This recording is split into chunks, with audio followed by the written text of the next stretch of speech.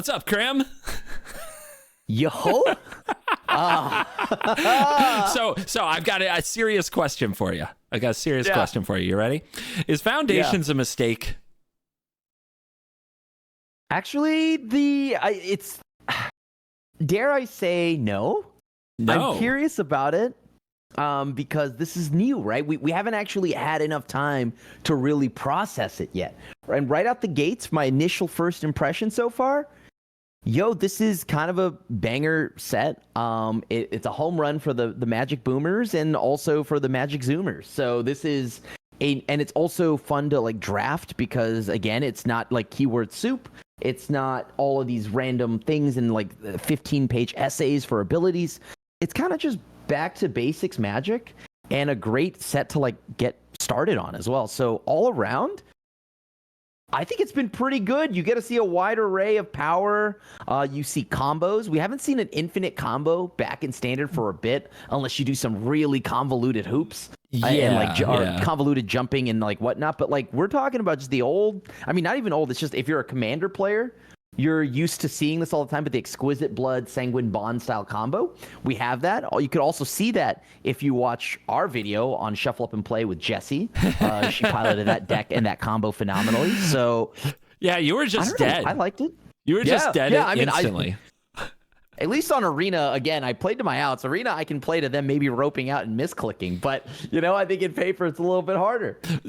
Which, by the way, the internet loves the way you shuffle, apparently. The way you shuffle in Where paper. is this coming from? What is wrong with my shuffling? I did this for years. I received no flack. And ever since, I don't know, Commander has brought a bunch of what I will call soft shufflers to the fold or something because they're really worried about the way I shuffle. Don't worry about it so much, guys. The cards are just getting randomized. What is the name of the bat? That's the other half of the combo. Do you have any idea? Starscape, like Cleric or something? Starscape. I'm just going to call it Bat. Bat thing, bat guy. Yeah, not Deep Cavern Bat. That's all I know. It's not Deep Cavern The other Bat. one, yeah. Okay, yes. Yeah, Starscape Cleric. That's the one. Bloodthirsty Conqueror is the new one. So that is 5 mana and just... It's game over when you gain... Is it when you gain a life? Yeah, so... Oh, God, here we go. Or when they lose a life. Or when they lose a life. It just instantly bounces off each other and they die. Yeah. Right. Have you tried this? Have you done this in Standard yet? The Bloodthirsty Conqueror combo, I have not. Mostly just because, I mean, it's cool that it exists. I'm happy that it exists. But, that's just, not my forte. I'm not a I don't know, a Sanguine Bond combo player, whatever you want to call it. I've been doing other things. I've been diving deeper into what I played when we played on Shuffle Up. I've been doing more demonic packs. I've also been playing a lot with Burn. Oh no! Yeah, I know. Oh, no. Stop. I know you hate your mono red CGB.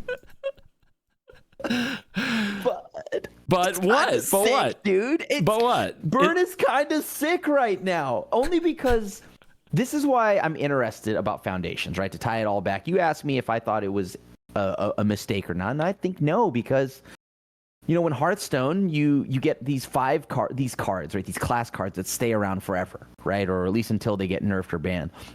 Magic is now taking a crack at that with Foundations.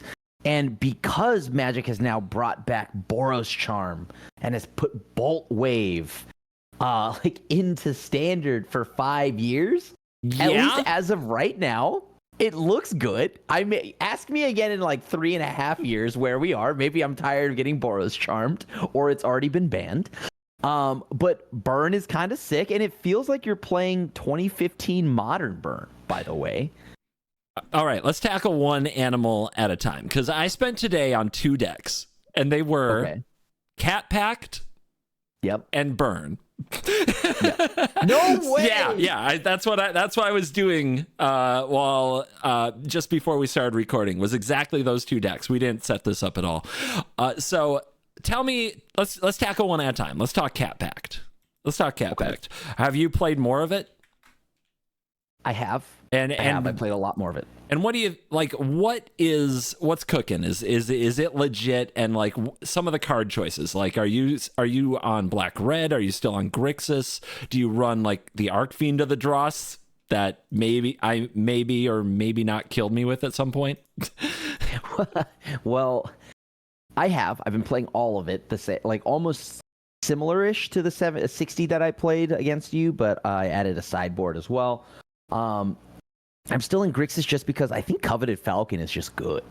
Mm-hmm. This is gonna sound really weird, but there's a point late in the game where I do not mind just giving you a few lands. Yes. And giving you a few things and just drawing a ton of cards. And as Mr. Mesa Falcon, you know, I gotta show my love to my other Falcon, I guess Coveted Falcon. I think that card's the truth. So Grixis is kind of where I think is home for me right now when it comes to that deck. Now, is the deck good? Be very real with you, CGB. Yeah. I played the hell out of this deck. I took it to PPTQs or whatever, RCQs for Pioneer, back when Pioneer just came out, and I had good success with it.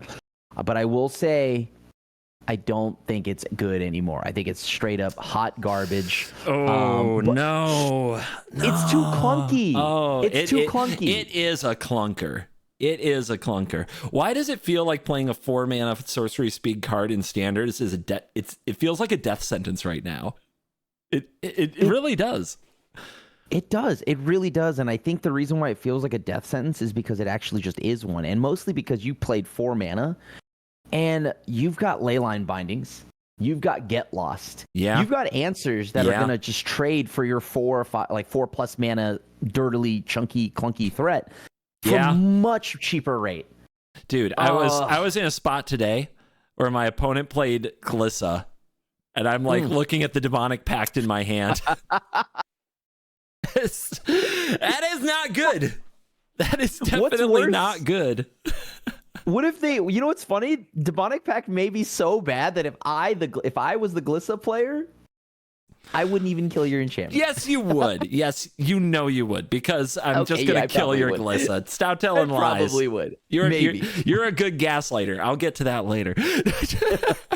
We're just putting it into the world. Don't kill the pact, guys. Let it be. But my God, nothing feels as slow as like Phyrexian Arena and Demonic Pact right now. Like those two cards, you just feel the pace of Magic, how it's and this is part of why I start this off with, was Foundations a mistake? So this goes back to a few things. 3-year rotation, the amount of sets being released, and Foundations. Foundations is a gigantic set. It's like 3 sets in one that are going to be legal for a long time. I feel like there's a modernification, or one might say a modernization of Standard, and it feels more like modern because everything is like you're taking a couple of the most efficient, brutal cards from each set, you know, that are super cheap, super effective, super amazing at what they do. And there's just more of them being introduced all the time. We have 6 Standard sets coming next year on top of Foundations. You know, it's going to be massive. And it feels like Standard is getting so quick and so brutally efficient, man. I get scared. I get flashbacks to like Ravager Affinity Standard and stuff like that. Okay. Calm down. No way. Yeah, so that was too polarized because it was artifacts. So there was really only one deck. There will be multiple decks. I'm not saying there's only one deck in this Standard. I'm saying it doesn't feel like Standard. It doesn't feel like you can tap out with a 4-mana card. You know, you just die. It feels more like Splinter Twin and Modern is out there, and it just feels brutal, man. I don't know how to explain it. It's very intense. I don't know. You don't think so? Okay. So the way you're right, like Standard is the wild west right now. With power, right? Like if you play 4 mana, it needs to be on par. Like I think, funny enough, Sheoldred might be not what she was a year and a half ago. Sheoldred's just a good card, right? Like she's just a really good card. Yeah. And that's the power we're playing at, right? But I think Standard all around, because the 3-year rotation, the 5-year like Foundation set has now opened up Standard to being just this it feels like it's modern when it was 2013, 2015. And though I may not be able to tap out and just play a 4-drop, actually, no, I think you still can. Yeah? This format is dirtily. This format is so dirtily. Really? I mean, yeah, like, okay, assuming that you're prepared, right, for lizards and red and all of that, every other deck is going to push us into the late game. I think that standard right now, you're just looking at a product of a bunch of cards that are really efficient when it comes to answers. And now, because the answers are so efficient, it feels like if you tap out and play 4, or for a 4-mana enchantment, say that as an example, it feels like the answers are just so good right now. And that's why you're seeing Llanowar Elves like being let back into the loose. Yeah. Because it was always the age-old question of, okay, well, if we play Llanowar Elf, the answers have to match it. So the answers have gone past that.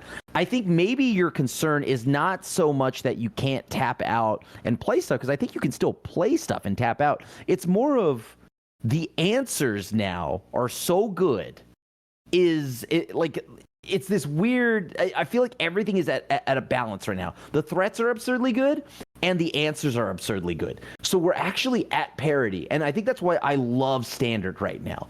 Because I can tap out and pay 4, and my opponent can tap out and play something for 4. But in the back of my mind, I know it's not the end. And nothing here in this Standard like snowballs, maybe Atraxa, but but Atraxa is the whole nother story, right? You can get that out on turn 3. I've done it. Yeah. Like, it's definitely doable, right? But I think the beauty is that even the Atraxa on turn 3 is not the end. I don't think it's the end. And I think we're at a point where Standard, to me, personally, I love this. I love that. At first, I was a little lukewarm about the extension to 3 years, but now I'm seeing Foundation, and I'm seeing all these pieces at play. We're seeing answers stay around for a lot longer. Maybe cards like Kaido, example, we'll see some play now because there'll be more ninjas, cheap tempo cards from Foundations like being added down the line. All around, what I'm getting at is that I feel that now if I tap out, I don't feel like it's an auto loss. I think there's always something to do. There's always an out. And I think that is just because the general power level of answers. And also, if you're on the other end of that, you hate how powerful the answers are. Every threat is now a must-answer threat. You know, like before, we would let mana leak something and let a bunch of other stuff go through. You can't really do that anymore, right? But I guess you can. But it does feel that way. It does feel like whatever they cast on turn 2, you have to no more lies it. You have to. Yes. Yeah, because everything will spiral. Yeah. But that's like the power level thing, right? Because that, right. that I think is what's missing. They could bring back like blocks or something, because I miss the low power but still constructed formats. I think that's what I miss. I miss a little bit slower, where you don't have to kill something the second it hits the table or the game is over, you know? Like somebody's played against red too much. Yeah, I guess so. It like used to be that the opponent would play, if they played creatures on turns 1, 2, and 3, you would still untap for a turn 4 Wrath of God. And I feel like that's impossible now. I feel like that will never happen again in any format. Does that make sense? Yeah. I miss those play patterns a lot, and that probably surprises nobody. This is just my life. Don't worry about it. Isn't that bad though? Because look, I know you're remembering the good times of that era, right? You're thinking about the days where you could untap and then just live to a Wrath of God, and that was the business. It was unbelievable. But you're not thinking about the bad times back then. How, like, I feel back then. Okay, like let's just go back to, I don't know, World Wake Standard or something like that, right? I didn't play that one, but I believe you. We'll do another. What was the last Standard you played back then? Because I feel like Return to Ravnica I played. Khans of Tarkir I played. Yep. So I feel back then there were the answers just either the answers back then were too good, and the creatures were too bad, right? Like they were so bad. So if I'm coming from the perspective of the aggro to mid-range player, like, trust me, I was the control player back then as well, just like you, CGV. It always felt great for us, but yeah. I try to think about it from the person who was trying to play a Boros Reckoner. Yeah, I mean, that was a card, though. Like, Boros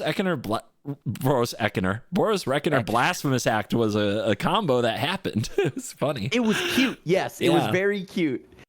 but you know for a fact it was bad, right? Like, let's be real here. I just want more people to play it. I think you are getting that now, though, right? More people are willing to play the Boros Reckoners because the Boros Reckoners do so much more now than they did back then.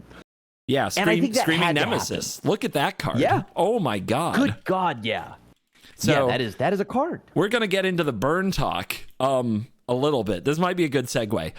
I don't know how many times today, like, draw Screaming Nemesis was my answer. Sometimes I did, sometimes I didn't. But I was just like, well, they're that Shelter by Ghost deck. They're going to reanimate an Atraxa. They're going to reanimate a Valgavoth. If I have a Screaming Nemesis, I'm good. If I don't, it's over. Like, that card is kind of insane. I mean, what if we made Skullcrack but forever and attached to a hasting body, right? That is the development of creatures, right? That's what you're saying. The creatures back then weren't these creatures. These creatures, they don't just 3/3 haste. They 3/3 haste and game warping ability that could be triggered the turn you play it. It's kind of wild. It's actually impressive. The Falcon. We talked about the Falcon. I think that's the best card in the deck. I really do. Like, remember, you and I were like working on demonic pack decks when we found out we were going to be on a show together. Go check out Shuffle Up and Play. That's public now. And I was showing you the Falcon, and you're like, we were going back and forth on if you needed the Falcon. I think the Falcon's the best freaking card in there, and it's a creature, of course. Like, every good card is a creature now. It feels like. Well, it has to be because you have Sunfalls. Right? Like, Day of Judgment, not going to cut it. I don't think Day of Judgment's good anymore. It's just like average at best. I'll have to try it later. Yeah, I tried it a little bit. It just felt lackluster personally. But yeah, so this is the evolution of the creature. And I think Screaming Nemesis is where we're at now. And it has to be that so that burn decks can exist. And, at the same time, I think some old cards are still good. Like that burn deck. I don't know how you built yours, but I threw 4 Ball Lightnings back in. What? Yeah. Oh, dude. My God. Ballsy. Okay. Yeah. Balls to the wall. I forgot they put that in the set. There's too many things, man. There's like 500 way some too many cards. things. It's 5 years. It's 5 years worth of cards, right? So yeah, man. So it makes sense. Holy cow. But Ball Lightning is in there. 6/1 trample haste, by the way, people out there. For 3 red. For the kids. 6/1 trample haste for 3 red. You sack it at end of turn. This was in the dark originally. I've been getting hit by Ball Lightning since before most of our audience was walking and talking. Good God. Yeah, I wasn't there when it was in standard, but I always knew it was an iconic, like a legendary card, right? Because it was so good, and they built iterations of it like Spark Trooper moving forward. And so I was like, okay, it's time to see if this has still got it. Dude, no one plays around Ball Lightning. Nah. No one plays around it. Nah, cut down doesn't cut it. Yeah, literally doesn't cut it. And they've already exhausted almost all their removal on all your other things. And then you just Ball Lightning them to the dome, and it's over. 6 is too much. It's too much. And it has trample. So I can tell you this. After Ball Lightning people, I played a game where I did nothing but a 1-drop, 2-drop, and I Ball Lightning for 3 turns in a row, and they lost. I didn't do anything. They just lost. They couldn't deal with Ball Lightning. It's pretty good. So Burn is good. Screaming Nemesis is very powerful, but it's weird because you're seeing these power crept cards, these powerful new cards, but you're also seeing old cards that were once legendary, iconic things like Liliana of the Veil in this current standard. Yeah. And like 3 mana at the 3 mana seems right for a Planeswalker right now. I can't imagine playing a 4 mana one, but even Liliana seems like she comes out and dies pretty fast. It's really interesting. Or non-factor. But then again, Liliana's been one of the most difficult Planeswalkers to play, where most people don't know there's you probably know this, the hidden mode, the 4th mode, which is you don't do anything. Yeah. And she's chilling. Yeah. I watch so many people play Lily and just uptick and throw away a ton of their cards, which I want them to do because I have dead cards against them, and I don't mind throwing those away anyways. They're just juicing themselves. Point is, this standard feels very strong, but it balances itself out. It's not like back where the closest I've ever gotten to quitting playing Magic and quitting and just being done with content as a whole was original Eldraine. Oh, original Eldraine. I watched my first video with Eldraine legal as a set, just kind of as a throwback. And I had Oko on turn 2 in my very first game of Eldraine. I didn't even know how to use the darn card, but it was disgusting. It was, right? Yeah. And then what was meant to be a mediocre planeswalker ended up warping the whole game, right? down all the way back to vintage. Like, what was it that year? That was where Black Lotus got elked and swung for lethal? Yeah, look that up on the internet. That's how the Vintage Championship was won, by elking a Black Lotus to swing for 3. That's a true story. Yep. The symbol and icon of Magic the Gathering was elked.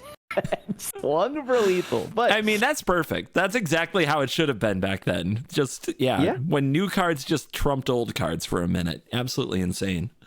That, and then you go like you and I talked about it earlier. You touched up on it. Arcbound Ravager. Mm-hmm. You know, we played through the Skull Clamps as well. I got back into Magic during that moment, which was really bizarre. It was really bizarre. The good thing about getting back into Magic during Ravager Affinity was you knew exactly which deck to buy until it got banned. Yes, it was very easy. There was one deck, and then there were the believers who always came up with, I got the tech, and the tech is we just run main 8-board artifact removal spells. My Molder Slug is gonna take over this game.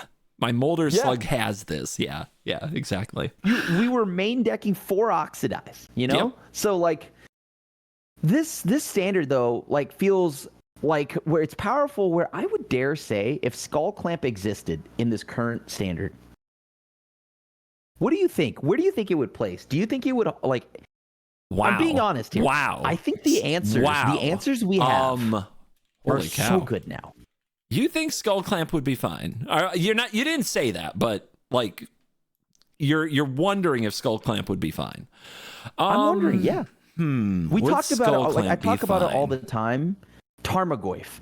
Yeah, would be garbage fine. In the standard. Would be absolutely. Right? Yeah, it would be unplayable. Would Skull Clamp be fine? So what decks would run Skull Clamp? The mice decks would run it for sure.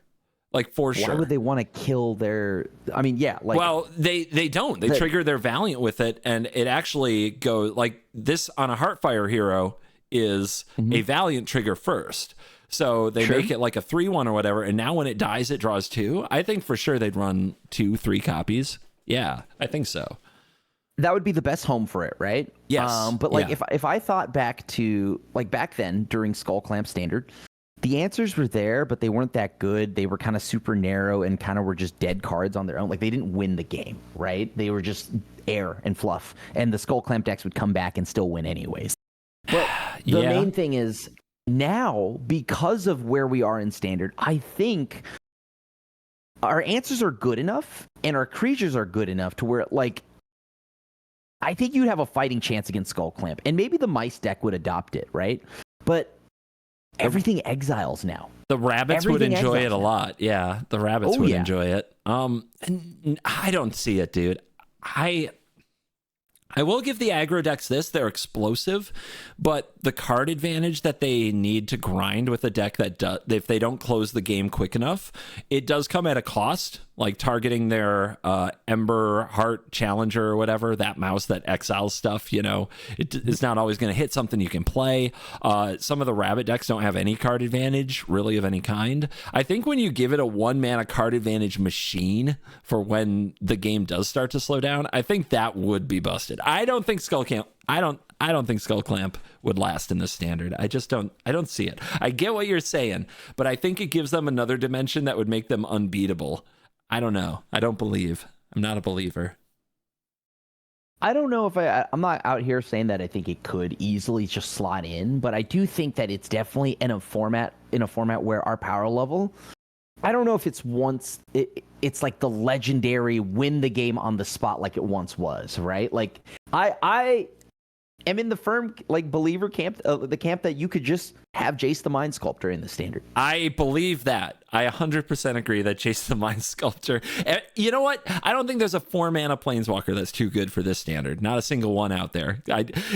That is, again, the 4-mana tap out and you might lose the game syndrome I'm kind of suffering from. But yeah, I don't think they've printed a busted enough 4-mana Planeswalker for this standard. I think bring back Chandra Torch of Defiance. That was an awesome Planeswalker. That was good in standard. Absolutely busted. Absolutely amazing card, but never had to be like banned or nerfed or anything like that. And bring back Jace. Yeah, we should have the most iconic like versions of Planeswalkers in something like Foundations. But instead they went with a lot of new characters. Like you can really tell what they're focusing on for the next several years because they put Kaido in there, they put Lute in there. Yep, they put Zimone in there. Yeah. They are trying to build out their next like Gatewatch, right? But even with that being said, I think all of that, like, I'm happy to see these new characters. I wish they did bring back Jace, like the Mind Sculptor, some of the iconic cards, because I think they could have worked, dude. I'm not gonna lie to you. The reason why I bring that up is because right now you talk about the standard and like how powerful it is. I think we're forgetting that Thalia, Guardian of Thraben's here. Liliana of the Veil is here. Things that were once. Wait, isn't Thalia gone? Thalia must be gone. No, I've been waiting for Thalia to rotate for years. Oh, thank God. Okay, don't scare me, dude. Okay, maybe she is, but like the thing is, there's still all-stars in this format, right? Yeah. Like Liliana, you've got that here, so I'm curious to see how many other things you could have here. I personally wish they had put Mana Leak in the set. How good would Mana Leak be? I like No More Lies a lot. Mana Leak would be fine. It would be totally fine. No More Lies is not busted. I've even been trimming it from time to time, which blows my mind considering how good Mana Leak is. But Mana Leak would be a lot better in like mono blue, blue black. Like they would really love a Mana Leak. That said, it would completely price out every single quench that they've printed, and they print endless quenches in every set these days. Maybe that's okay. Maybe that's fine. It is. It's just kind of another wasted spot in every set to have a quench, isn't it? Yes, and they keep doing variations of it. I'm like, just stop dancing around it. Yeah. Give us the iconic Mana Leak. It's not even that busted. We literally have Cavern of Souls, right? We have so many ways to counteract it. And yeah, No More Lies is already really good and better. So I think Foundations could have introduced that into this. I do not think Lightning Bolt can come back. I was like, okay, I'm glad they brought back Bolt Wave or something. They needed a powerful spell. I thought they would have brought back like the iconic card. So I was like, there's a concern. What are the odds they bring Bolt back? I thought there was a chance, but yeah, please no, none of that. Yeah, get that out of here. Don't bring Bolt back. But what about in black? I feel like not seeing something like a Doomblade even, like we saw we're seeing classic cards, but we're not seeing Doomblade. Yeah, what is the iconic black card in this set? That like now Duress is legal for 5 years. Big surprise to everybody. You know what I mean? Yeah. That's a good question. I think when the last time we didn't have Duress, was that when like Battle for Zendikar, where we had to use Transgress the Mind? There was like a 1 month window before it came back in like Phyrexia, or I guess that was like 3 months. There was like a very small period of time, and at the time Thalia was legal, so like Duress wasn't even that good in Best of One, which of course is where I play a lot. Still used in sideboards. I used to say for years, like anybody out there who plays a lot of Best of One but is intimidated by having a sideboard for Best of Three, negate Duress, whatever else. Like you're good. Yeah. Like those cards are just the quintessential sideboard cards to me. Yeah, they are, and we have it forever, and that's why like I'm okay with Duress being around for 5 years, but I felt like they could have just added one more thing, right? Like, give me a Doomblade, give me Go for the Throat. Hell, Infernal Grasp would have been phenomenal, right? Like, for 5 years, because then I know that kind of pushes out whatever, Fell and Sorcery Speed, Unconditional Removal, but nobody plays those. It's fine. Yeah, we're already shooting sheriffs and stuff. Yeah. but I'm sad that they didn't bring that back. They gave us Llanowar Elf. Llanowar Elf is the green card, right? The red card, they kind of had to make a new one because let's not lie here, Bolt's not happening, everybody. Put that dream to rest. Yep. Doomblade, though, or something like that should have been in black. White? What did white get? It got Day of Judgment. Day of Judgment, okay, acceptable. Blue, I don't think we got anything, dude. Like, I think Omniscience was the attempt at that, but, like, Omniscience is a 10-mana enchantment, dude. Yeah. It's in a very specific deck that only whales can and should play. So, Think twice. Yeah, I guess. Think twice. I love Think Twice. But I know we just Deduce power exists. crept it. We just power crept Think Twice. Like, it's kind of hard to get behind that. There's anime art. There's anime art. Think twice. CGB, come on. Is there any card you wouldn't like stand for in anime art? Is there a card that you still wouldn't play? No. You'd play Nature's Lore anime art. You would ramp in anime art. Yeah, okay. Come on. It's not like anime doesn't have high fantasy, right? Come on. It's just there's lots of high fantasy. It's just art styles. And as Magic gets weirder with its art styles, why not give it an anime art? I would 100% play an all anime art style burn deck in a heartbeat. Oh, yeah. In a heartbeat. I think that would be silly, and I hate those decks. But let's circle into burn again a little bit. Were you Boros or were you mono red? I was Boros. Oh, okay. I'm gonna throw you a list I just saw from MTGO that 5-0'd today. And this is apparently what they're doing on MTGO these days. Was it similar? Because we've got Boros Charm, we've got Burst Lightning, I think is the most played new card right now on MTGO. Yeah. This is Spice, right? This is not at all. This is closer to what red was prior to Leyline banning, right? This was pretty much what red was. I'm playing a different version. I am all in on burn. They're still doing the haster, get on the ground and just start swinging. Also, no burst lightning.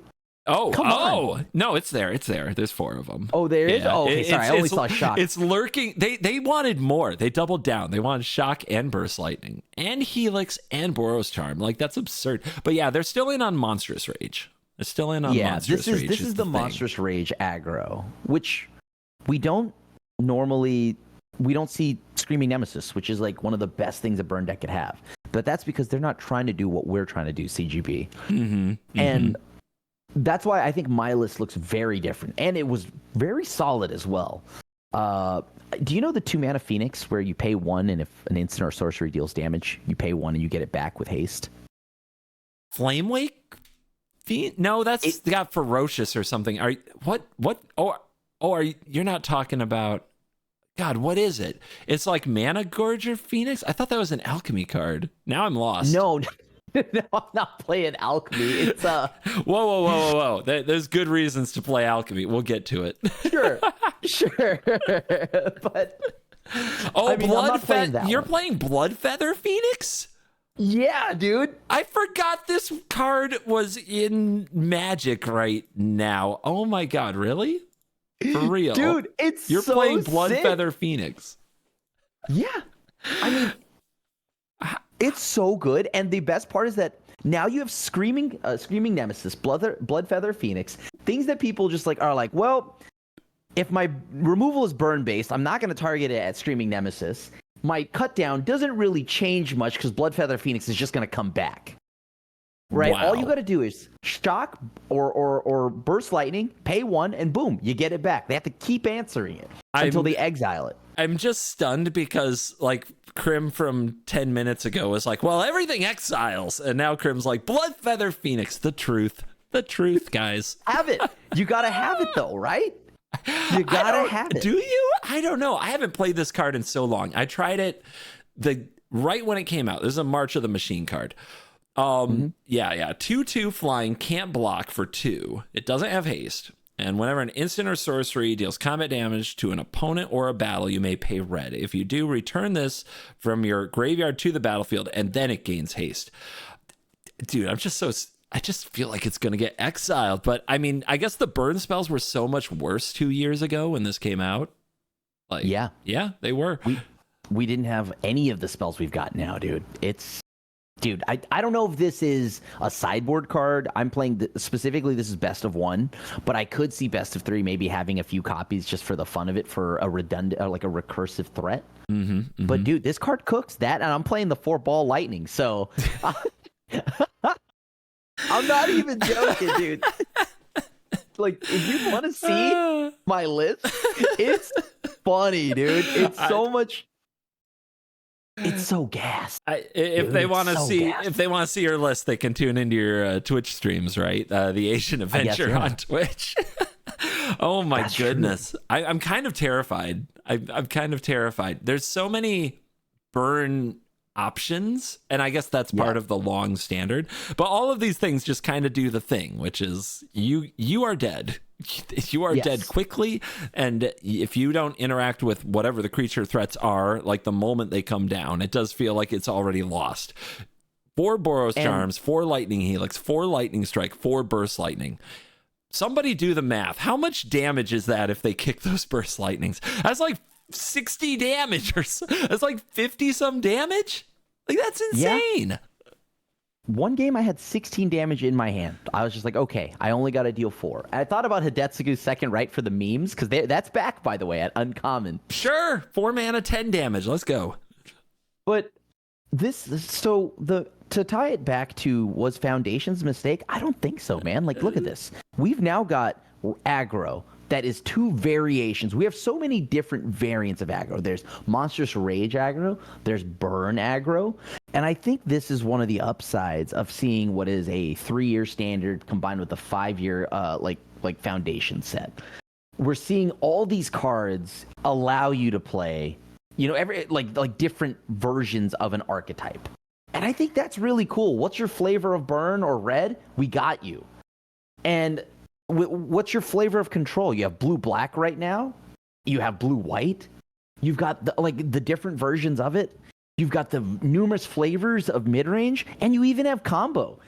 I don't know if you could ask for more. And I know the initial thing, the concern was, well, clearly all the new cards will just power creep out all the old cards. I don't know if that's true.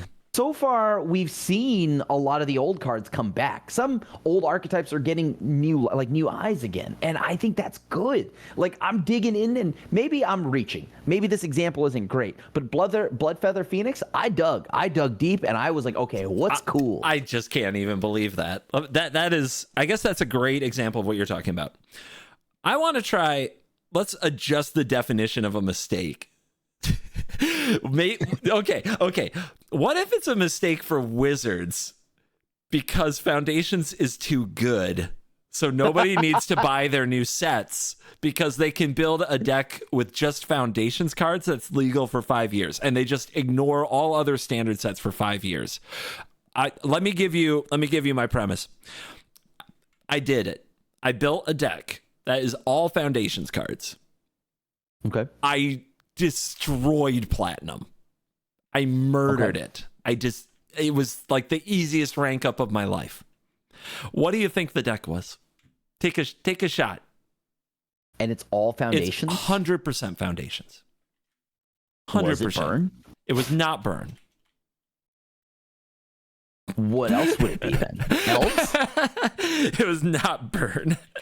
What about Elves? It was not Elves. I tried that. That was the first thing I tried. Actually found it relies a lot on some of the Dominaria United Elves. Yeah, I think yeah, you're right. Yeah, it needed a lot of help from other sets, unfortunately. So Elves was not it, but that was the first thing I tried.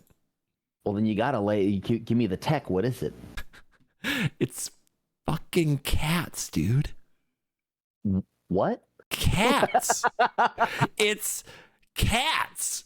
It's freaking cats. I don't. Okay, this what? Arabo the First Fang is 2 and a white for a 2/2. Other cats get +1/+1 cat, and whenever another non-token cat you control enters, create a 1/1 white cat creature token. This stupid card just goes so ballistically wide and fast. And Okay. I know it doesn't sound like much, but like you're playing Helpful Hunter, you know, you just have that velocity. You play that for 2 mana and you draw a card. You're playing the Sky Knight Squire. This thing like triggers itself off the Arabo because it's a cat scout. It's a 1 and a white for a 1/1. And whenever another creature enters, put a counter on this. As long as this has 3 or more counters, flying and is a knight. So like this card is like flying like on turn like 4 and just flying over the top. And the card that puts it over, like there's 2 of them. One is Claws Out. Have you played with or against Claws Out yet? What is that? Claws Out is, well, it has text, but in a good Go Wides cat deck, what it reads is white, all creatures get +2/+2 at instant speed. Oh. So you're doing this with like Savannah Lions and all of this as well? Savannah Lions is, yes. You're going from turn 1, just cats, Claws Out. And often they deal or they put up a fight, right? So the card that also goes literally over the top is good old Ajani. Yes, Planeswalker, right? Yeah, good old Caller of the Pride, Ajani. -3 on this 3 mana Planeswalker is target creature gains flying and double strike. And it just gets there, dude. I don't know what to tell you. This deck just gets there. My opponents were doing all kinds of sick things. And, you know, I like my removal spells were terrible because there were foundations only. Like, look at the white removal spells. I was running like 2 Valor Stance and 2 Stasis Snare. And I was running like Felidar Cub, which was actually amazing against Shelter by Ghosts. That's the one that you sack to kill an enchantment as a cat. Yep. Yeah, and it was just like, it didn't matter. As long as I could like clear one thing, or if they couldn't kill everything, they just died. It was insane. It's so you're insane. telling me the return of White Weenie is here? Maybe. And we're talking like true White Weenie. If you got Savannah Lions in there, that's White Weenie, right? Yeah, white typal creature go brrr. Dude, I amazed myself. I was like, I don't need another deck. I can play this deck for 5 years and not craft another card. How will Wizards make money, Krim? They'll just release another Marvel Secret Lair, and it'll balance that out. Because I'm gonna be honest with you, everything you've just said sounds good. This is all good news. This is 100% good news. Okay. Wait, you don't think so? You're telling me if I decided, hey, I wanted to play Standard, okay, I bought into this cat deck, and I come back in 3 years, I can still play this cat deck. I'm the opponent of the meta slave. Every day I have to wake up and come up with something new to play that does well. So my fear is playing against the same cat deck for 5 years. That's like my waking nightmare. I don't even think like that's good, right? Like if you can tell me that there's one deck there and it's the same, if it's cat aggro and not something like Oko, Simic Ramp or something busted like that, I don't mind playing against that every day. A format should have an aggro deck. And remember, we have gone so long up until recently where aggro was just a joke. I mean, in best of three. Sure. Well, but now best of 3 aggro is actually respectable, right? Is. Yeah. And best of 1 also for a long time, I think aggro was still kind of a joke. I'm going to be honest with you. Dude, I have trauma. I have too much trauma. Okay, go on. I don't know where the trauma. I'm not here to question your trauma. You know, it's valid, but like, dude, I felt like aggro was just so bad up until like mono red recently rose up like with like Leyline and all of that stuff. That was when mono red was actually truly terrifying. But if we're talking about an aggro deck being around for 5 years, that's good. There should always be one. And it's not like it's doing anything unfair, right? It's going wide like original White Weenies. That's honest. That's honest magic. That's honest right? magic. You know, I can't be too upset. I'm trolling a little about concerns about WotC making money. I'm not concerned when I've seen what's been going on lately, for sure. Did you? Okay, the Marvel Secret Lair stuff. Anybody who's checked that out, it's such a double-edged sword right now from a content creator's like perspective, I'll tell you, we are making an episode with the Marvel Commanders because we're still insanely hyped about it. But now there is that like back of your mind, like, yeah, a lot of people who wanted these didn't get these. And that sucks. Like, that sucks, dude. That feels really bad. I hope how do they fix it? By printing them to the moon? They should at least make enough to meet demand. Hopefully they learned how badly people want this, right? Hopefully whatever amount they printed for this, it sounds like they need to do like 3 to 4 times as much next time, right? Everything you're saying makes sense. Yes, that is correct. They literally also had the correct model to begin with, which was like with the Extra Life one, the Pixel one. Print them like they have a pre-made batch. Those will get shipped out early. Yeah. Anybody after a certain date gets it like 6-7 months down the line. They had it right. But the one thing that we are forgetting at the end of the day, this is a collector card game, right? And collectors play collector card games.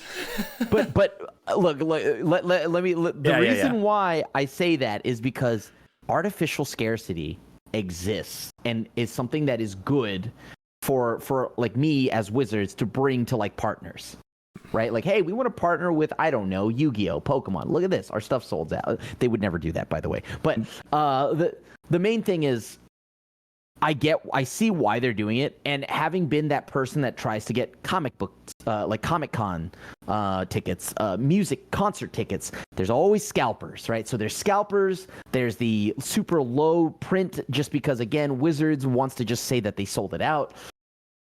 That's all a bummer. I think that's a huge bummer, and I think the only reason why I'm not like super overly aggravated by it, because even if, let's say, I wasn't able to get one, I think I've been let down and suffered from just like missing out so many times in my life through so many other things trying to do this model.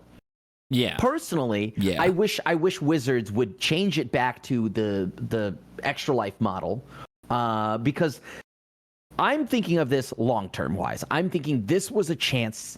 The whole thing, the whole reason I love Universes Beyond is because we can get new players. Yeah. Right? You get new players in the game. They're going to be excited. They're going to be like, oh, I built an Iron Man deck, and they're going to want to go to town on that. But they can't because no new players got it. Yep. Nobody got it, which was kind of terrible, right? Let's not lie. That is kind of terrible. I think, like, who was a part of the reveal panel, I had no special access. I had no nothing. I was in the same line with everybody.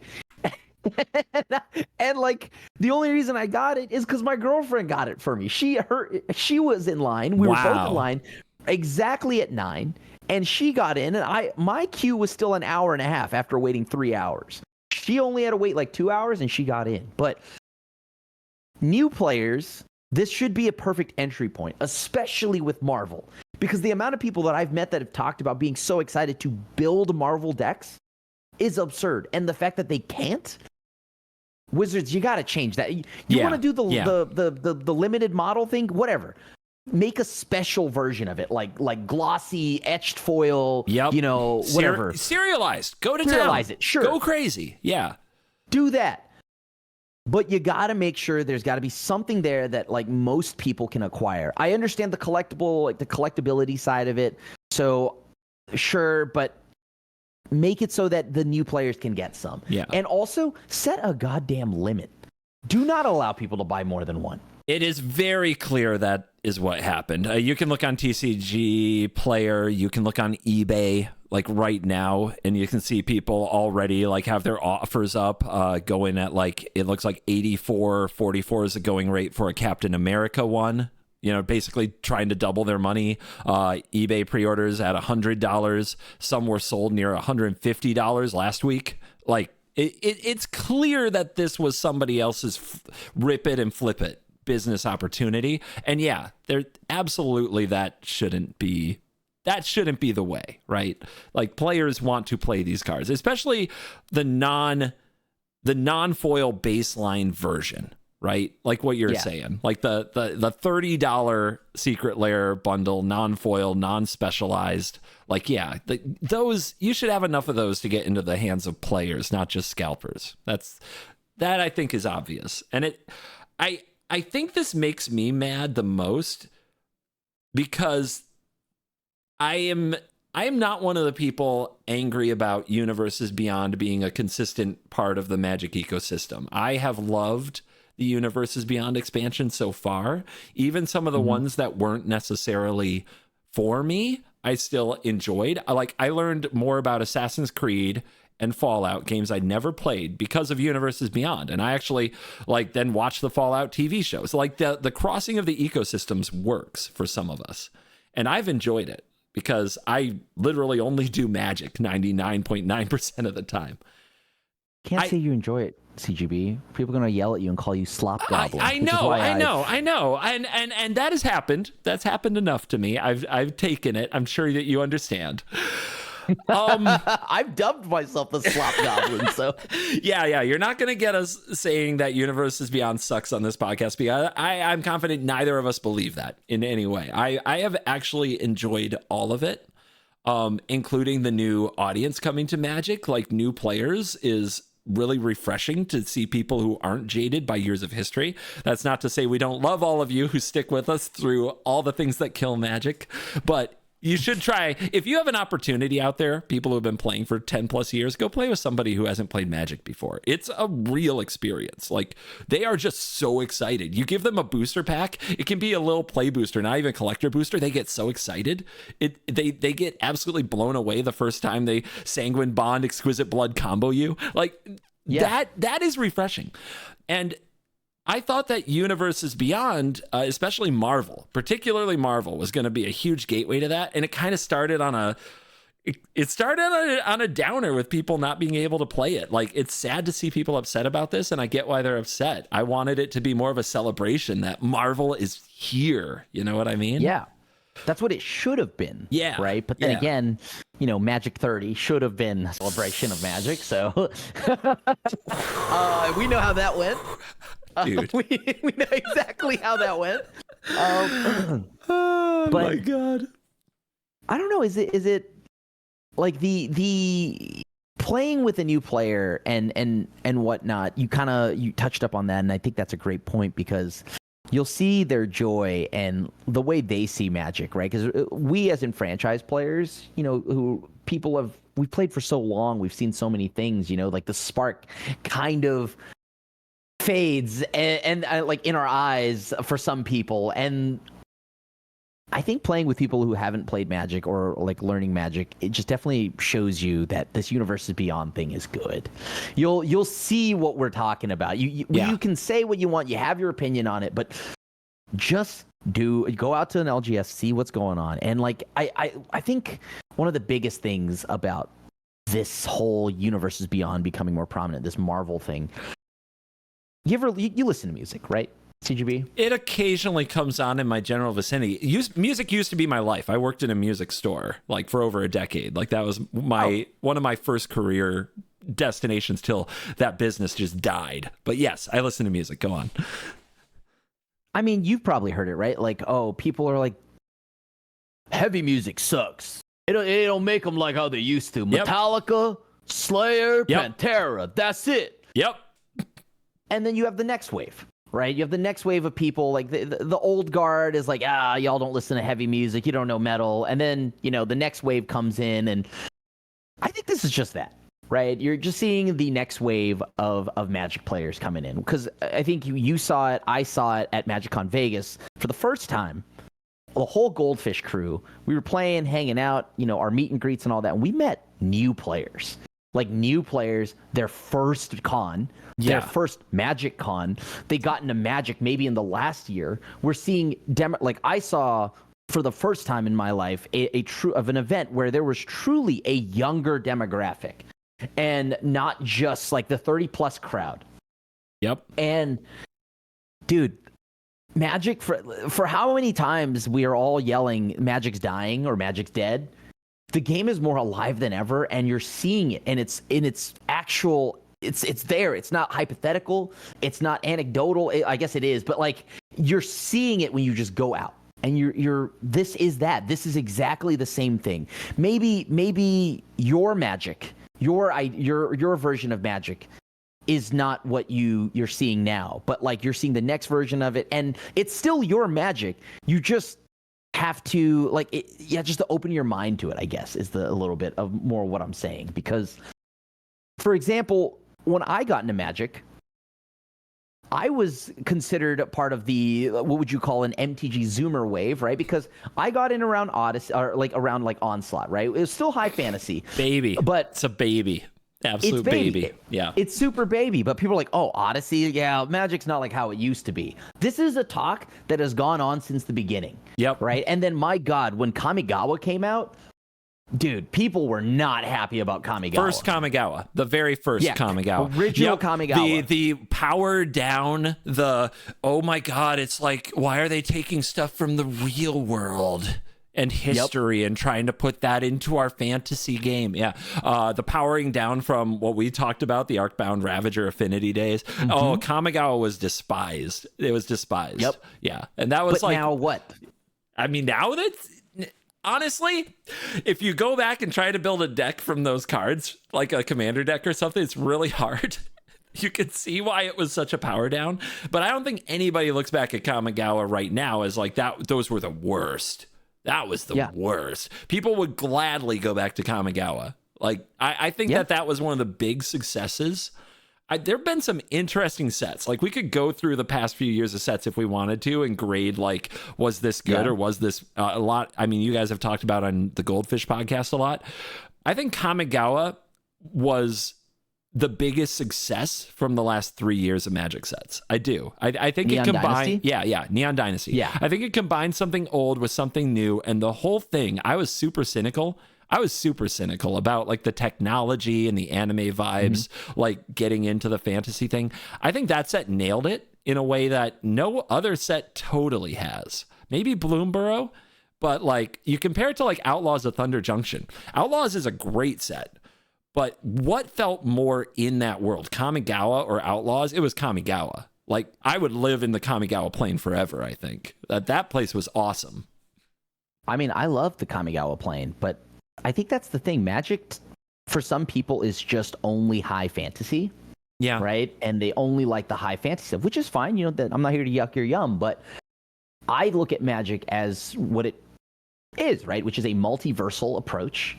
And you have that. Like, you've been breaking the high fantasy immersion since way back when, right? Because original Kamigawa was not received like all too well. Everyone hated that plane. And then on top of that, you know, people hated Future Sight Borders as well. Like there's a lot of things. And right now, what you're seeing is just that again. You're seeing more of that again. And I liked Kamigawa as a lot. And I don't even think Outlaws is just that far out there for me. I think it all can exist because it makes sense when you have the plane chasing. And I'm not like a Vorthos kind of person, right? But for me, I care about the gameplay, and like sometimes the picture and the art and all that's big, because like some of the things that got me into the game was Magic's art. But Magic has been breaking its own immersion since forever. So I don't know. I mean, all these sets, like, I thought Outlaws was good. You know what's funny? Murders was a cool idea, terrible execution set. But now, as we play more standard, do you know how many cards from Murders are actually getting played? Dude, you're talking to me. Yeah. 3 steps ahead into Deuce were in that set. No. 3 steps ahead is Outlaws. Is it? Yeah, that's Spree. Outlaws. You're right. Sorry, it felt like it because the hat looks like a detective hat.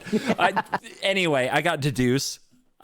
So I'm doing it, you know. Now, Murders was a good set. It's the one where the flavor felt the most forced. It's the one where they, I think, took it a step too far of putting a clue-like thing inside a beloved plane of Ravnica. I think it was just a step. That was the step too far that I hope they learn from when using their own IP and trying to like force something into it. I hope they learn from that. What did you think about Capenna then? I'm curious. I didn't love Capenna. I just don't love gangster movies. I don't love that retro style. I thought the plane and the story and the cards, like I thought they matched the vibe that they were going for well, but I just say it's not my vibe. You know, that happens sometimes. Like Capenna was not my thing. The cards were good. I still use them. I appreciate the Tri-Lands especially. Those will probably last forever. I don't have a lot against Capenna. It just wasn't my thing. The difference, I think, from the clue set, Murders, is that they were taking the existing plane and warping it around a theme instead of making a new plane with a new theme. Like, I didn't want to see Ravnica and Ravnica's characters in detective hats. I didn't want... So I think that they do it right when they keep things separate and make the plane the greatest that they can make that plane without injecting a bunch of other stuff to try to sell it.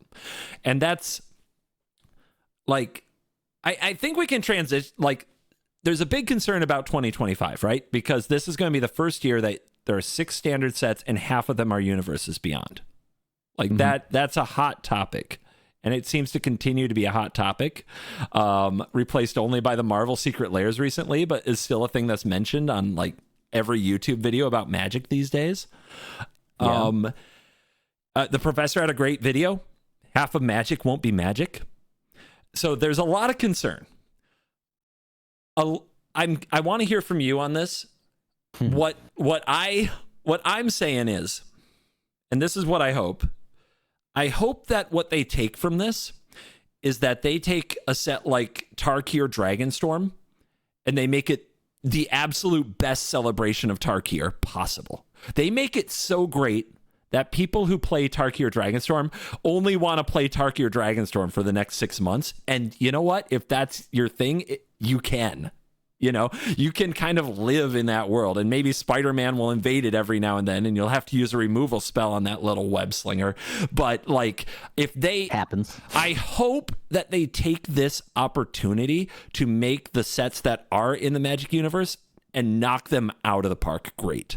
If they do that, they might be able to get away with this for the crowd that really needs that immersion if they do that well enough. But what do you think? I mean, I first off, I agree, right? I think like that was my issue with Murders. It was Ravnica with hats when it could have just been a Fedora planet, right? A planet made of fedoras, whatever. Just make a new plane, right? Welcome. Fedora is a good plane name. Welcome to Fedora. Yeah, where everyone is just a hat, right? Look, you got the Bloomburrow Lily as a squirrel. Why not have Jace as a hat, right? Okay. So I agree that they should do that. And I'm very excited for the Death Race set because, you know, I like the idea of a Twisted Metal kind of Mad Max race scene. Although I'm not a fan of the movies, I do like that, like, kind of a Death Race vibe. Okay. I want Magic to continue doing, I guess, the plane, right? Like you had mentioned, Tarkir just has to be Tarkir. Yeah. I don't think they need to add any gimmicks to it. Just sell it as Tarkir. Now, I know that seems weird because we just had Neon Dynasty, but I think the one thing people are forgetting is that Neon Dynasty is Kamigawa in the future, which makes sense why you have all the technology. So it's not like they needed the tech. It's not like this forced vibe. It felt like if it was forced, they did it well, right? Because it was all the cyberpunky look. And that makes sense. So if you do it well and you do justice to that plane, I don't care where we go, dude. I don't care what we do, as long as you do justice to that world. And that's all I can ask for. And as this next year comes up, I know Prof. I love Prof. And, you know, I get it. Half of Magic is not Magic. I think that is not entirely true. Interesting. Because I do think all of next year is Magic. Because it's in Magic. And it is, like, one of the funniest things I had heard was on the Goldfish podcast, right? Richard had complained that it was about the Secret Lair Marvel cards. And he's like, the art on these cards look like these characters in Magic. They don't look like comic book characters. And I'm like, so you're complaining that these cards look like they're too in Magic, like it's too much Magic and not original Storm. Like, isn't that a good thing? Like, don't you want that? I think so. I agree with you. Yeah. Like, I think it's better if it doesn't, like, you can have your special borders and like treatments that are like comic book variants of the card. That's great. Do that. But I think I want Wolverine to look like how he would in Magic. I want Captain America to look like how he would in Magic. I think that's good. So for next year, what's going to be very important is, does it look like it would be in Magic? And the beauty of that is, when it comes to comic books, is that thanks to variant different, like numerous different artists, numerous different like comic book covers, it's going to be hard to not make it look like a Captain America card or a Captain America Spider-Man in Magic, because it'll just feel like this. Imagine Magic is the artist and they did this variant. So I'm excited to see how they bring these characters into this world, what kind of artwork they're going to use. And as long as you make it feel like Magic, that's all I care about. And they've done that. Be flavorfully sound to the character. Like we saw in the Secret Lair already, the attention to detail. I talked about it at my panel, but the fact that they're willing to play with Cap's mana cost just to hit the flavor notes, that's good. Yeah. Right? That gives me a lot of hope. Yeah, everybody has to comment on it. Like, it's impossible not to talk about red, white, and blue and the ordering of the mana symbols on the Captain America card. Like, it hit, like, that is a flexibility move that is a hit. 100%. 100%. So, like, the 2025 schedule, we've got Final Fantasy. Are you a Final Fantasy player? I'm not gonna lie to you. I only started in 7 because I was a 90s kid. Okay, I have not played it at all. I have nothing. I was told 7 is where the one game I should play before it comes out if I want to understand Final Fantasy, is what I was told. They just did a remake of it, and it is they really told good. me. Like, so I'm probably gonna do that. Like these are the things that it gets me as a Magic player excited to just have like another look at these, because I think they have knocked out the kind of that character as a Magic card thing.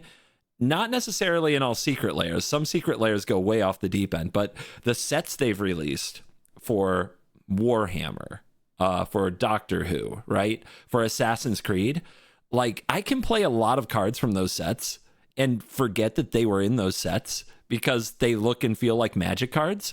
And I think that is something that people are underestimating. People are talking about their immersion being ruined when Spider-Man shows up in Standard. But there will probably be a ton of cards in the Spider-Man set that aren't like, welcome to New York City. They're going to be they're going to be just cards that work in the Magic world in the way that a lot of the Assassin's Creed and Warhammer cards do, where you can forget completely what set they're from. Lord of the Rings, another great example of that.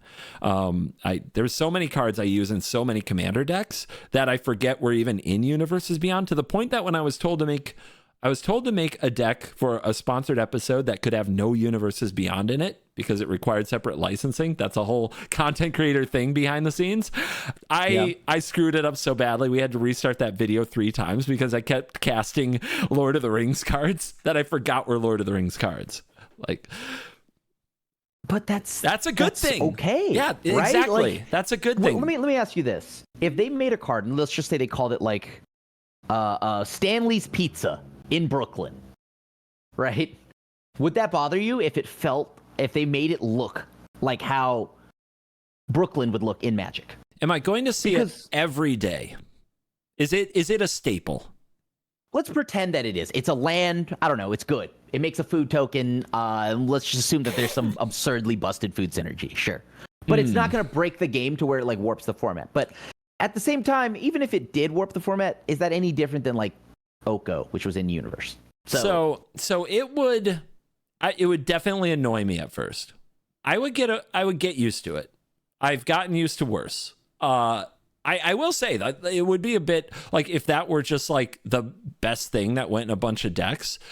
See, I think there's a big difference between acrobatic cheerleader, something that's so clearly inspired by the real world that is like a limited card you see from time to time, but and then like a standard staple like Turn Inside Out. If Turn Inside Out were, somehow related, like said, like you said, New York pizza, bad New York pizza instead of Turn Inside Out. I think I can see why people are a little frustrated by that. I will say you'll get used to it, but I wouldn't begrudge anybody for having some comments about that and feeling a certain way for a while. I definitely expect something like that, right? Because you got it. There's no way you're in a Spider-Man set and you don't have something related to the city that he loves, right? Because like you got it. Like the Daily Bugle is a New York paper, right? Yeah. So there's got to be something like a hot dog stand. I don't know, right? Like these are all things that I expect to see. And to be honest with you, I don't think it'll break my immersion because again, it's a multiverse. Mm-hmm. So when you do multiversal things, it's okay. Like hell, you could give me a Jason like a Mets jersey. I don't care, or a Yankees jersey. I mean, right? Like put Jason a Yankees jersey and like show me what it would look like if Jace were in New York. Oh my God! Now you're giving them new ideas for what to sell for like Styles on Arena and oh God, yeah. I mean, God, oh my gosh. See, that's the thing. People look at Universes Beyond and they think Lord of the Rings, right? And now they're thinking Marvel because that's happening, and they probably didn't expect that at first. But what we do get into territory of the NFL, we do get into territory of the MLB. Like these are things that I'm sure Wizards would love to get some of that money in crossover. Collecting baseball cards is a thing. We've had the baseball card Secret Lairs, right? This is stuff that's possible through a different kind of lens, like a real world lens, like Spider-Man. Saying Spider-Man's a real world lens is, you get what I mean. It's set in New York City. It's set in a real place. So if they had a licensing agreement with the Yankees and the Mets and had different versions of a character in a baseball jersey, like that, people would want that. That would sell. And that is terrifying, I think, to some people who have only played Magic the old way. But I think there's a way they could do it right, as a like special card style only or things like that. But it's a complicated little dance they're doing. Now, you and I have talked about this off camera. I haven't talked about it on camera with anybody. I don't think they're going to do this schedule forever. I don't think it's going to be 3 Secret Lairs, 3 Universes Beyond sets and 3 regular Magic sets a year forever. I think that this is an opportunity that is presenting itself now, that people are knocking on their door and they're like, we got to do this. We don't want to wait 5 years to make what this latest property is that's giving us like this opportunity to license it. Like, I think they are trying to run with it while it's hot. What do you think that Universes Beyond is going to be half of Magic sets going forward, or do you think that this is a temporary thing? You see, I don't know if it will be something like, it won't be like this forever, because maybe this is just so that they can give themselves the room. Like if they wanted to, they could have half the sets be that, right? So they're going to start strong. Yeah, half the sets will be Universes Beyond. Slowly, maybe they dial it back. Maybe only this year will be 4 in universe and then 2 Universes Beyond. But it's fine, right? Like I guess the only concern is then will they be upsetting the people that are expecting half Universes Beyond, right? Because then it's like every year, oh, what's the third share, like partnered IP? Let's try to guess it, right? But whether or not it is or isn't, I don't know why everyone's making a big deal about it, because I don't think it matters. Because for me, as long as you obviously have some amount of in-universe sets, because it sucks that there will be sets that Magic will try to do in-universe and it'll flop. And then what are they going to take that as? Oh, well, why do we even want to do in-universe if they're all going to flop when we could just sell Marvel, right? Yeah. Yeah. So if they make another Murders, it's going to push them in the direction right? Or if they make another Crimson Vow, right? It's going to push them more in the direction of more Universes Beyond because they want to sell, and built-in audience sells. That's why established IP works across all these different medias. Yeah. I mean, established, like, example, like you have One Piece cards and you have One Piece characters. They're just, it's a strong established IP, right? Pokemon, strong established IP. Magic has characters, but like we like them, but they're like kind of niche, right? We're like, they're great. It's like, oh, I love this D-lister comic book character. Check it out, like cool. Yeah. But I hope Magic doesn't pull back on their planes, because as much as I love Marvel and I love the idea of that, there's a IP for everybody, I do love Magic making their own stuff, but I don't want them to feel contained to where they can only make, Innistrad and only make, Bloom Burrows. I want them to take chances. And Murders was a shot. They whiffed. That's okay. Put it on, learn what you liked, what you didn't, and then do it again. I like the idea that they're going to try a Death Race set. I like that they're going to try a space opera set, right? Like, these are all things that I'm okay with, because we don't get the Magic we love if Magic doesn't try. That's right? true. If Magic doesn't try to get to these new planes, we wouldn't have had a Neon Dynasty, right? No, I mean, if you just there's only a handful of things in the history and now 30-year history of Magic that if you polled the whole audience of, hey, can we do this, guys? They would have said, okay, you can do that. Everything else that's new, interesting, many things that turned out to be hits would have been vetoed, because people don't always know what they want until they get it, right? It's so much more satisfying to get something you never knew you wanted than to just say no to something that's different because you don't know what it is. Exactly. I 100% support that. They should fire a lot of bullets. And some people are going to say, well, why did they have to make this standard legal? Why did they have to make this pioneer legal? Like, when it could go and hide in modern and barely have an impact on modern, except for a handful of cards. Don't let the One Ring hear me say that, but you know what I mean? Like, 99% of the set is like kind of flushed out of modern, but there's always like the one or two cards. They had to do this in standard. They had to, because they don't want new players coming into the game and feeling like they can only play their cards in Commander or Modern. Standard should be a place where new players can play their cards. And if these are the cards new players are willing to buy, they have to do that. They have to do that as a business, I think. I am surprised it took this long. I really am. I'm shocked. Same. I'm surprised it didn't start here, to be honest with you, because this is also better, in my opinion, for design as well. You no longer have to make forced cards that go into modern. One Ring is a product of the pressures of making a card that has to be iconic but also break into modern. Now you go into if you're designing for standard, this means that you can balance the set out. See what trickles back, because you're not worried about forcing cards from Lord of the Rings to see play. You're just going to see what happens naturally and organically, and if it goes back to modern, which is kind of also a design philosophy I've always believed in, and it's that if you just start with standard first, don't worry, don't design for Commander, don't design for anything, let it all kind of just trickle down. Your standard is the first thing you should be designing for.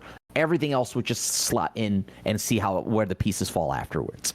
And I think that's the way this should be. I don't know. Yeah. I mean, right? Like that. I want them to just make cards like how they want to make them. Okay, we're gonna make Daredevil or I don't know, I don't know, whoever else, like Green Goblin, right? Whoever shows up in Spider-Man, right? Yep. Great. Make them the way you want to make them. Make them great. Make them feel like it is a card you wanted to build and make from design space. And then if it happens to get played in modern, awesome. This now means they don't have to do any absurdly busted power crap things. Then again, current standard's pretty powerful, but yes, like any card game, right? There's always the one. Yeah, there's always the something one that sneaks through. The One Ring, some would say, that sneaks through. Yes. Yeah, or Orcish Bowmasters, right? Yeah. My process is not any of that. My process is that, do they have enough people testing their game? Yes. That is all of this stuff. There's so much noise right now, and none of it is actually tackling the actual issue. And the funny thing is, now after like an hour into the I don't know how long we've been into the podcast, right? But the point is, now that we're finally getting to it, the actual problem is we're going to see 6 sets a year. Not a concern, as long as you can promise me that you are actually going to test these 6 sets. It does seem like there was a period where they just kind of stopped testing and thought they'd use like a retroactive, like, you know, ban it till it's fine. And that gave us Eldraine. Oh, God. Look, the problem, though, with Eldraine was that they didn't just ban it when they needed to. They let it sit and simmer way too long. Like I think that it's easy in a boardroom to say, let's go balls to the wall and we'll ban if we have to. And then it's hard when it's like, oh no, it's time to rip the Band-Aid off.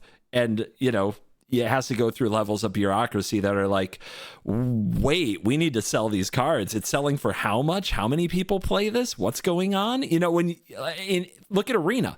They probably have exact numbers of how many cards have been crafted. Yeah. And what's been crafted and what refunds they're going to give. I think that when you end up in that world, I think well-intentioned people can say to themselves and to a room full of other well-intentioned people that if this happens, we will take action. And then when it's time to take action, it's harder and scarier than you thought it was. And that's just a human experience. And maybe that is something they've learned. I hope it's something they've learned. But we see a continued. Now we have specific ban windows. Now we have interesting action or lack thereof action on certain formats. Like the bans have been very interesting since that time. They banned Leyline in Best of One Standard, which I didn't expect. Did you know Monstrous Rage got banned in Alchemy? Yeah, it got alchemified or whatever, right? Or did it get banned? It got banned. They said they couldn't figure out a way to change it in a way that made sense without making the card unplayable and keeping the spirit of the card. So they banned it instead, which is like that was the whole point of Alchemy. We can rebalance things. Yeah. We don't have to ban things. They looked at Monstrous Rage and they said, we can't do it. And they banned it. I'll be honest with you, though. I don't think you can fix that, right? It's interesting. Like there's a lot of things I think you could do. Like, but would it be good after the fix, right? Because you got to remember, think about how far we've come from combat tricks. That is strength wild. Or whatever. Yeah. Right? Like that was like maybe the closest thing to playable. It only took 25 years for finally a combat trick that was actually good. And when it's finally good, you're gonna ban it? Like, yeah, that's wild. Like that feels bizarre. So we can't say they're not taking action, but it is kind of bizarre action. It's very different. It is. Yeah, it is. So yes, if they are testing these and the gameplay is fun, I think that if the gameplay is fun, it will rise above the other things. And that is something that is hard to speculate on when you're a concerned fan looking at the calendar, wondering if you're going to like Final Fantasy or if you really want to play Spider-Man or if you ever needed a space set in Edge of Eternities. But if they are doing the gameplay well, I think it will rise above. It always has. It has for so long. For so long. When the game is good, people come back. Not just new people coming in, but people coming back. Every Magic player is just waiting to come back, it seems like. I mean, we're at a critical mass right now, right? Like this is some of the of Magic just being in the limelight. Yes. Magic right now is booming. This is the best we've seen Magic in so long, right? Yep.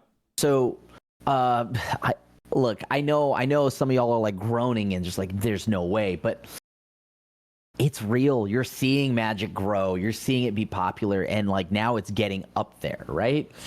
And we're seeing that, like, that's why Wizards is doing we're gonna do multiple different card treatments. We're trying to catch the Pokemon pack, like, you know, the one piecing and all of that. Like, Magic is growing, it is changing, it is evolving. But the main thing at the end of the day, what is Magic at its core? It's gameplay. Its gameplay is so good. Pokemon can be the biggest casual game ever, sell all the packs, but look at the player base. As someone who plays that game, there's like -5 people. There's like -5 people. You can build a standard deck for $30 because no one plays it. Everyone collects it. The best cards, the most valuable cards are trash, like unplayable. They have no players? You're saying they have no people who play the game. That's the weird thing. If you look at Pokemon TCG, it is predominantly collecting. I'm not saying nobody plays it because I play it. I think the game is fun, but it's, Magic is playing first. So everybody that is worried about the death of Magic should not be worried about the death of Magic because, I don't know, SpongeBob is coming to the game. It could be blank white squares, legitimately blank white squares. As long as the cards are good. The play patterns are good. The game is tested. The 6 sets a year has me worried about that. That's the only thing. Yep. Are you testing this? Because my main concern and what makes Magic outlast and just persevere through the years and years and years and continue to grow and change and become everyone's favorite hobby is because it's such a good game. Yeah. Right? And again, it's not SpongeBob. It's not any of that stuff that's going to make it so the game sucks. I promise you not. I promise you it's not that. As long as the game is good, that's all that matters. Yeah. And that is something I am worried about when it comes to 6 sets a year. I do think that if the game suffers and if the audience actually does start to leave en masse, that they will correct. Like that is the kind of thing that they have to correct. So I have faith that while not every year of Magic will probably be as great as the last one or some of the ones we've had in the past, I'm sure it will correct if it has to. So Pokemon. Is that is that this thing you've been doing? You told me you wanted to tell me about another game you've been doing. What is this thing? So my wife started playing Pokemon, but she has nobody to play with. She complains about this all the time. I don't know anything about this game, but I know in LA last weekend, everybody was on their phones doing it all the time and being like, look at this and look at this. I'm like, what is happening right now? Oh, you're talking about Pokemon Pocket. That's a different thing. Oh, see, okay. it's a mobile game they nailed it. They somehow figured out a way to make it fun to crack packs digitally. Whereas, when you're on Arena, you're like, oh, God, please skip to the end. Don't make me do this every time. It actually reduced the fun of opening packs, and it took me a while to get the joy back because I did on Arena for so many years that I had, drained the joy of opening packs from myself. I was like, there's no wild cards in these physical packs, so what do I care? Yep. Yeah. I just want to open all and be done with it, right? So why does it work? Why does it work? I think it works, and this is the main thing that Magic now needs to fix and maybe work on, is that it works because it's Pokemon, because it has such a small percentage of player base and more so a player a collector base than a player base, if you will. The experience of Pokemon is leaning into the casual side of it, which is the pack opening. You're seeing all the content out there that's like, oh, box opening. I spent $1,000 on Pokemon cards. This is what I got. Right? You're seeing people who, some of the popular content is people going around and trading with people trying to complete a collection. Magic doesn't have that. No one cares if you complete your collection. No one cares about any of that stuff, right? I mean, I know that I care. I personally like that, but that's not the content that pops off, right? Yeah. Maybe if they do, it's for monetary gains and oh my God, I think there's a better way to do that because Pokemon has that, right? Huh. And so that's why they nailed it. Pokemon knows its player base. Pokemon leaned into the casual side of this. They give you fancy, exclusive artwork that you can only get in-game. They made these borders called immersion borders, where if you open it and you click on it, it's a whole cutscene. If you wanted to, and it does it in a way where it's not intrusive. Yeah, there's a whole cutscene, and it takes you into the scenery of the card. Also, the game casually rewards you by building a community where you can upvote other people's creations. You can have a digital slab. You can make a digital binder and display your favorite cards, and people can upvote if they like the theme of it. It sounds like it's taking from Animal Crossing. I picture my wife showing off her island, right? And you're showing off your cards. How do you show off your cards in Magic Arena? It's basically impossible. You don't. Yeah, you beat them with it. Yeah, that's your best shot, right? That's so different. Okay, I'm looking at some of these immersion cards. Look at them. And then an example, right? What is something that we just recently got at MagicCon? We finally got graders, like, Beckett, all of that stuff. Yeah, right? They just showed up. That, like, out of nowhere, I was like, oh my gosh, there's all these slab places now. Yeah. We're finally getting stuff like that. But look, Pokemon community, been doing it for a while. I got a Gengar, I just got back from CGC. Let's not discuss which company to go with. That's a whole nother topic. But the point is, Magic needs this. Magic needs to find a way to get people like this, who are going out, getting their cards slabbed, and just celebrating their game outside of Magic. Like playing Magic. As in, like, you have Pokemon with the strong IP, right? But that's fine. Let's say you don't have a Pokemon caliber IP, because who does? They're the number one IP. But how do you grow your casual collector base? And I think this is where Universes Beyond comes in, by the way. I think that's why this is cool. Universes Beyond grows your casual collector base, assuming that you allow them to actually get the cards, by the way, not this weird Secret Lair model. Allowing people to do this, I've had some friends like, I just got the Captain America drop. I want to send it off to get graded. This is good. Yeah. This is what you want, right? Like, you want people to love your cards. And for some of y'all, don't worry, I'm there with you. I got into Magic because it's art too. So I've got Magic cards slabbed as well. But it turns out I'm of the minority. Not many Magic players do this. I don't have one. I have Moxes. I don't have I don't have a slabbed card. I don't own one. I've never thought about it. Have them. Yeah, they're just hanging out in a binder. Yeah. In a binder, just like I'm like, okay, I guess, your collection, your decisions. You do whatever you want, man. It never occurred to me. I had to have so this is the part where, if you've watched this far in, or if you've watched me on like Rarin or Simo's channel, maybe you don't know the extent of this. I only play Magic and don't like stick my head into almost anything else. I didn't know what slabbing was. A website was like, "Are you doing something for Slab Weekend?" It was one of the Whatnot competitors, Drip Shop Live. They were like, "Are you doing something for our Slab Weekend?" I'm like, "What does that mean?" I had no idea. Like, what are you talking about? I don't know what's going on. So yeah, it's just like, these are things that are just completely weird to me, that are completely new to me.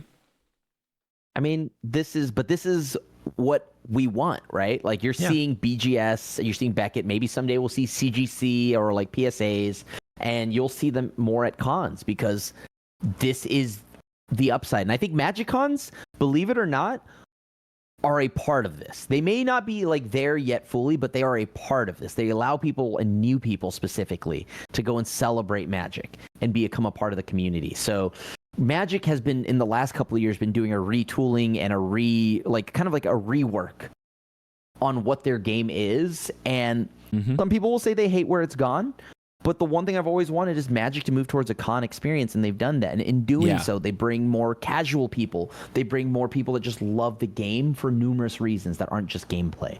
So this is what Magic needs. And I think that, like, believe it or not, I think this is how Magic thrives and propels itself into to last forever. Actually learning from their competitors instead of living in a bubble like I have lived in for the last several years. It's like, hey, if I can pop this bubble and go like try to explore and learn about this stuff, I'm one of the most entrenched Magic players you'll ever see, to where I literally don't play any other games or even follow a lot of other things in pop culture. So if I can do it, I'm sure other people can. I met people at MagicCon on day one on Friday that never played a game of Magic. They came to the con to play their first game of Magic. Sick is that? They were crazy. How cool is that? That's wild. I want to say I could never do that, but my first tournament ever actually was a pro tour. So, so yeah, I guess when you're young and you're just like starstruck and you just like the opportunity to do the thing is everything, and you have none of that insecurity about what if they don't like me? What if I don't know what I'm doing? Yeah, that's kind of amazing, right? Yeah. And I mean, I saw people running around showing each other their binders. Like, I'm talking OG playground rules. I don't feel like You I've don't seen that in a long time. Yeah. Yeah. What the hell is going on, right? Like, that is awesome because that was me as a kid. Mm-hmm. And it's just like, yo, check this out. And they held the binder at someone. And I'm just like, that's awesome, right? Like, that's what you want. Yeah, I think the moral of the story is that they should probably play Pokemon Pocket because that actually sounds kind of insane to have a digital collecting experience that works. Mm-hmm. I'm sure they are. I'm sure they're taking notes. And then the other moral is probably, magic is dead. Long live magic. Yeah. Magic's dead again. We're back.